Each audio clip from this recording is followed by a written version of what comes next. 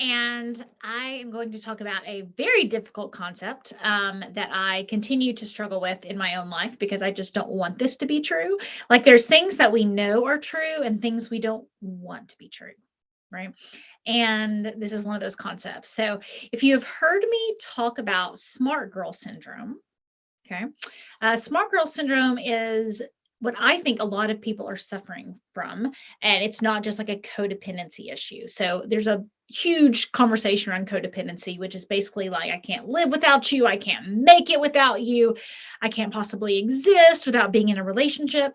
And then there's something that I call smart girl syndrome. Okay. And smart girl syndrome says, oh, well, if it's not working, I'll just work harder. Now, this was fabulous in math class when you needed extra math tutoring, or fabulous when you wanted to be better at basketball and you put in the time on your hoops or piano, which is what I did. So piano, it's like if I couldn't play Beethoven, I just worked harder and then eventually I could play Beethoven. Okay. The problem is we apply this strategy to other people's personalities and belief systems. So we have a difficult person and then we think, oh, I just need to work a little harder at being friendlier. I need to work harder at being nicer. I need to work harder at myself. I need to work harder at not being triggered. I need to work harder at being more forgiving. I need to work harder at not being so needy. I need to work harder at being less demanding. I need to work harder at not bothering them. And we totally miss the fact that they're like being selfish. And in a toxic relationship dynamic, you end up doing all the work of the relationship. They avoid all the work of the relationship. And then you go to a therapist or you go to somebody else and they're like, oh, well, you're just codependent. Well, but I thought I was supposed to do the right thing. I thought that's what I was supposed to do. I thought that was a nice thing to do. What do you mean I'm codependent, right? And this concept absolutely drives me crazy, right? Because you read a marriage book, you read a relationship book, a coworker book, right? And it's like, well, you can't control them. You can only control yourself. And the messaging is you need to if you fix yourself, you will fix the relationship. I cannot tell you how adamantly I disagree with this concept. I can't tell you how adamantly I disagree with the fact. Now, I do think you can create change in your life, and I think you can have different energy structures. If you change, how you perceive yourself and your boundaries and all this kind of stuff, it can change the dynamic of the relationship. I do believe that. Okay. But what we really want is to change their personality. We want them to be less selfish. We want them to have a different framework for decision making. We want them to have a different belief system. Maybe we want our boss to think that if you work hard enough, you get time off. You deserve a vacation, right? But your boss doesn't think that. He believes that if hard work is its own reward. And so you should work harder and then you should work again. Right. Or you may think that you may have been in a marriage where the system was, it was a man's job to be in charge and to tell you what you should do, and the woman's job to deal with the kids. Right. I've never had this experience, but say it's like, okay, a woman's job is to deal with the kids. So I'm a man. I should be able to come home, grab my beer out of the fridge, sit on the couch and just check things out. And it's you're a woman, you should deal with the kids, right? And you could argue your point 1,000 different ways. But if that's your baby's father's perception, right? It's no amount of communication that can change their belief system. And guys, I said this was a hard thing because this is such a hard thing in my own life. And I was asked recently on a podcast that I will never tell anybody that I was on this podcast because they asked me some questions, quite honestly, that were really inappropriate. They treated it almost like it was a therapy session. And then I was open to talking about what's really going on in my life because that's who I want to be as a person, be that authentic person. But it was something I did not arrange myself. Someone else set it up for me. It was super inappropriate. They were really just digging around it was inappropriate. But they kind of said, you know, when my frustration in my life recently has been in having a point of view that I researched to death. And I went through and I evaluated it and I questioned it. And I was, okay, is this the right thing? Is this the right thing? Is this the right thing? I was like, okay, this is the right thing. And other people in my life did not think it was the right decision. Not everybody, but several other people in my life thought it was not the right decision. And then here I am, come to them with all my research. Here's the reason I made this decision. But they don't want me to have made that decision. Then I went to see the 2 or 3 more people who are healers or coaches or therapists or whatever. Here's my decision. It's so well researched. Here's my decision. And it still didn't make that person agree with my decision. And so then I got into what came up on this, the person on this podcast was talking about it. And they said, what is the message to learn, or what is the gift of this difficult situation that has been very painful? And I was like, well, the gift is I feel like I've become a master communicator, because this has been a theme throughout my life. It's like, okay, if I can just explain it the right way, they'll hear me. If I just explain it the right way, they're going to take action. If I just explain it the right way, then they're going to see, my perspective or understand me. And recently there was a podcast or something I was listening to, and this person said that the heart, what the human heart really wants is to be understood. And I think that's what my human heart wants, is to be understood. And when people didn't understand me, I became what I think is a really good communicator. And I hear that all the time. People are like, gosh, you're able to say such difficult things in just this clear and precise way. And that's true, unless I'm bringing maybe an inconvenient truth, or I'm trying to break apart someone's belief system in maybe a belief about themselves, or a belief, not faith-based type stuff, but certain beliefs, right? That maybe it's inconvenient for them to believe, or I'll try to bring logic, and it's like, okay, this is the most logical point. If I do this, then this will happen, right? But I had someone a long time ago say, you keep bringing logic, research, and information to an emotional conversation. And that is the ultimate smart girl syndrome kick in the butt. So it's interesting, as much work as I've done in this, in certain areas of my life, I feel so good about it, that it's shown up in my own life recently. And I have been spending a lot of time in my head, how do I craft this argument? How do I say it in a way that is, easier to understand? And I can say it in a way that's easy for everyone to understand, except for the people who don't want to understand it. And they have their own perspective, and they have their own ideas, and they're emotionally connected to this other framework. And I see this 2 different ways. One, it is when people are emotionally connected to their own perspective. And 2, when people are really inconvenienced by the things that you're going to say, because it's either going to require work out of them, or you're asking them to stand up for you, or something along those lines, or understand you. And they're really just committed to black, white, not skin color, but black and white thinking. This is easy to understand. Here we go. This is easy. This is the box. I'm just going to live in this box. Sarah, stop shaking up my box. I'm very good at shaking up boxes, right? But it's really kind of something in my own life that I thought I had worked through, and I'm bringing just the most logical, well-researched, common sense. It's just this is the most this is why I'm making this choice, or this is why I'm believing this. It's the most logical, easiest thing to understand for anyone outside of the situation. Okay. But some people do not have ears willing to hear. And when you have smart girl syndrome, this is totally in a toxic relationship, right? Whether it be, look, I think my relationship's toxic, and here's all my research, and I'm bringing all this information to you, and look, can't you see that I'm telling the truth? You can see it there, or you can see it within the relationship, right? It's like, but I was home Thursday at 3 o'clock. What are you talking about? How are you mad at me? Right. And they may be gaslighting you, right? And you're bringing all this logic and like, okay, I kept this record here and I know that it really cost, $1,000, but you said it cost $2,000. Now there's $1,000 missing, but I know because I wrote it down and I went back and looked at that research and look, here it is. This is the truth. And they're gaslighting you.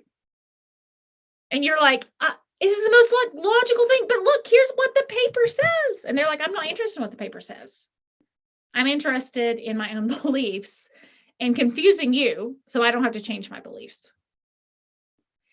And it's very discouraging. I really thought I was like past it. And then something recently in my life, and it was just like, okay, well, if I make enough sense, someone's going to understand the decision that I made. And they didn't understand the decision I made because it was not convenient for them to under the decision I made. And they didn't like the decision I made. And no matter how well researched or how much time I put in, or it's like, their emotions count, their ability to decide counted, their belief system counted, and they didn't think mine did. And I went on with what I thought was right anyway. And I did, I made the decision that I thought was in the best interest in my circumstance, regardless of how they believed, what decision they believed I should make. And they did not have ears willing to hear my view. Why I very much understood their view. I said, I understand this is what you're saying. I understand this is what's happening. I understand this is how you believe. Is that true? Yes. Okay. So I understand you. Now, can you grow ears willing to hear a bit to understand me? And they basically said no. And then they kind of went on attack when I didn't make the decision they thought I should make. No matter how well researched it was, or what a good communicator I am, or how eloquently I presented my argument. Because I was not doing what they wanted me to do and what they thought I should do. And I know many of you are in that situation, especially if you're trying to get support and you've had a background in people pleasing, you're trying to get support for maybe a decision you need to make, maybe a relationship you need to leave, maybe a job change, maybe a career change. And you think, okay, I just need to explain it a different way, or I need to, say it this way, or I need to present it this way, or I need to read one more book on it, or get one more person to back me on it, or get one more author, right? Or one more point from someone I talked to recently. They were collecting all this information from their church, and they were presenting all this information for their church and presenting all these other sermons and scriptures, trying to get a church to help her. And I hate saying it to myself. I hate saying it to other people, that it doesn't matter sometimes how well you say it or how well researched it is. They don't want you to make that decision. And it's so hard because you really have to get to a place of really trusting yourself, and really, it was kind of like one more level of people pleasing that I didn't know that I needed to jump through, or one more level of people pleasing that was kind of still in me, right?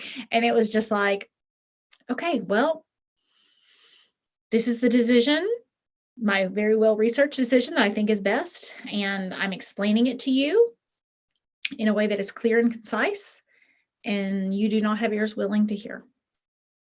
And at some point, you just have to accept that, right? And I know sometimes we get into what I call the emotional expert, right? So you have smart girl syndrome. I just need to work harder. I just need to explain it different. And the emotional expert is like, look, I've got all this information. I've got all this. You should listen to me now. And it is heartbreaking at some point to just say, they're not going to understand me. their own perspective and their own shift, they don't want to understand me. They don't want me to make this decision. It's inconvenient for them, whether it be leaving a relationship, setting a boundary, maybe something for the holidays in this season that we're in. They just they just don't want me to do it. So they're going to put in whatever levels of control they can make, or gaslighting or confusing or making me look like a bad person or whatever, so that they can control my decision. And this is tricky because it's not always a controlling person. Like passive aggressive, this can happen in passive aggressive relationships. Like, what? You mean you're not going to come on Thursday? Well, I guess it's fine if you don't want to come on Thursday, right? It can look so many different ways. But as we go into this process, I just had to kind of say it out loud because I thought I was good at this, and I got my own butt kicked in it recently again. So it's a good point for me to be honest and bring this to you guys if you've ever experienced it.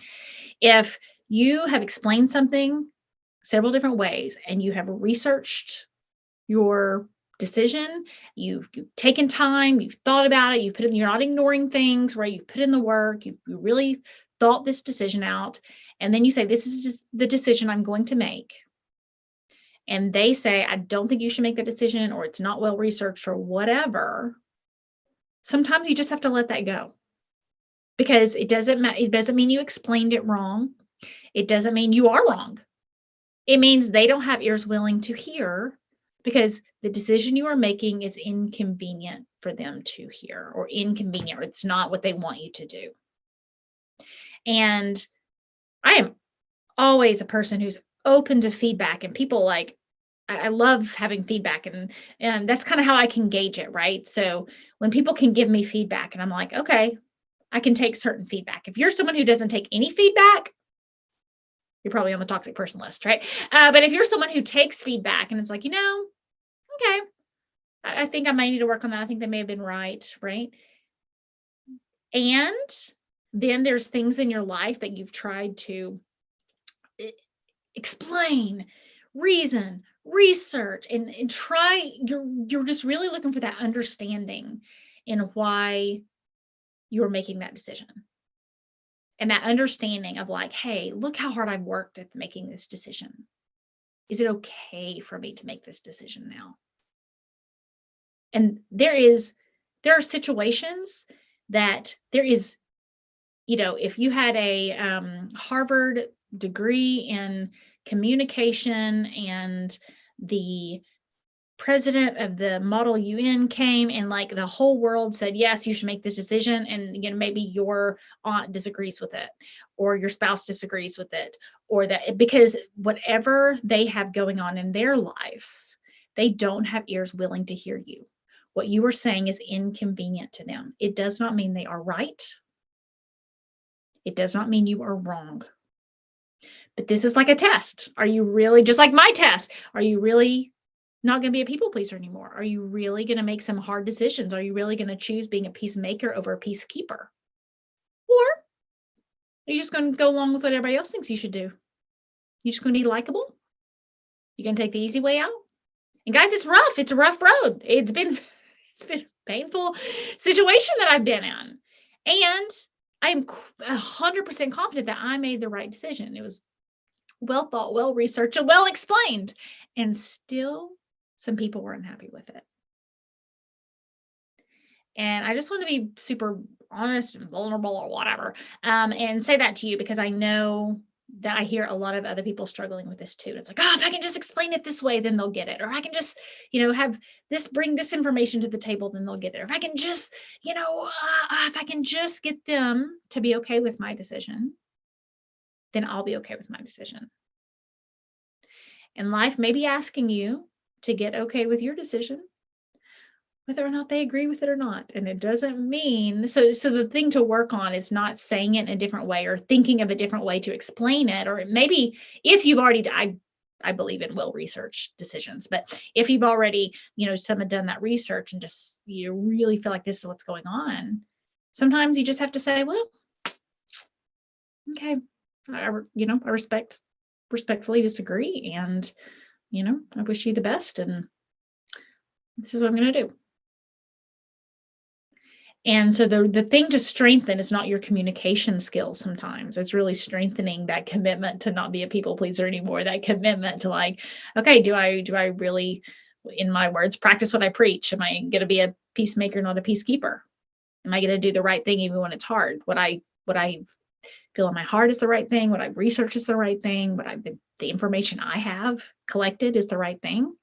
And if you don't like it, okay, yeah, I just feel like I've kind of been under another personal test, be what it may, in my own life in that. And even I would have said I was really good at it. I think I'm really good at it. And here it was one more level in the life upgrade. So wanted to bring that to you guys because I know a lot of other people are struggling with it right now. It's a conversation I kind of keep having.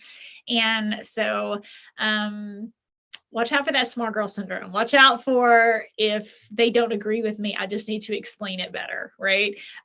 Because sometimes they just don't have ears willing to hear. And if you want more information on that, you can check out my book, Becoming Toxic Person Proof, Clear the Confusion and Learn to Trust Yourself. There's a whole chapter about people not have ears, who don't have ears willing to hear, a chapter that I wrote several years ago and have now had to revisit because of my own life, because it just gets harder sometimes. It's like a video game. You're always up leveling to a new level. And I've had some very difficult up leveling in my own life recently.